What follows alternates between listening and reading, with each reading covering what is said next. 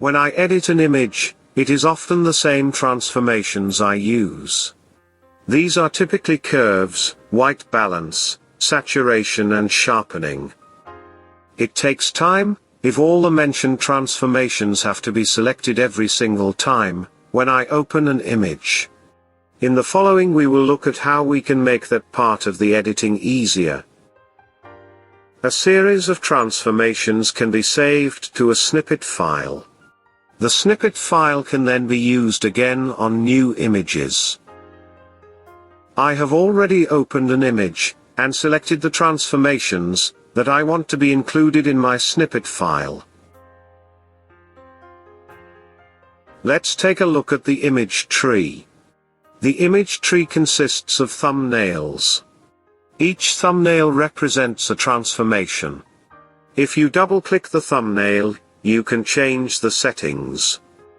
You can delete a thumbnail at any time, and if you do, the image will be recalculated. The alternative to deleting a transformation is to turn on the bypass function instead. If you are likely to modify the settings, or close any of the snipped transformations, after you reload them, consider saving them bypassed.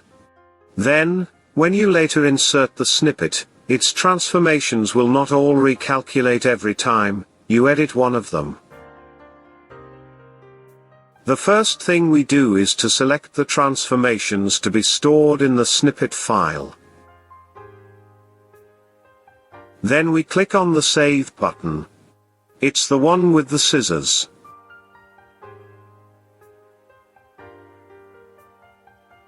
Choose a file name that is easy to remember.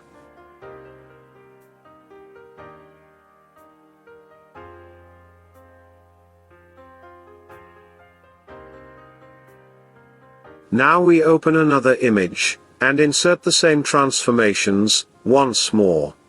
But this time, it is done using a snippet file.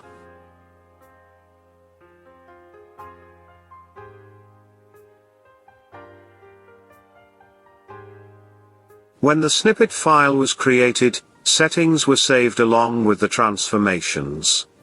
However, pictures are different. This means that one or more transformations usually have to be readjusted to achieve the best result.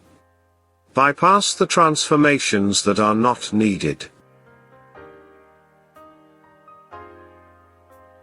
I always have curves as the first transformation followed by white balance, color saturation and sharpening.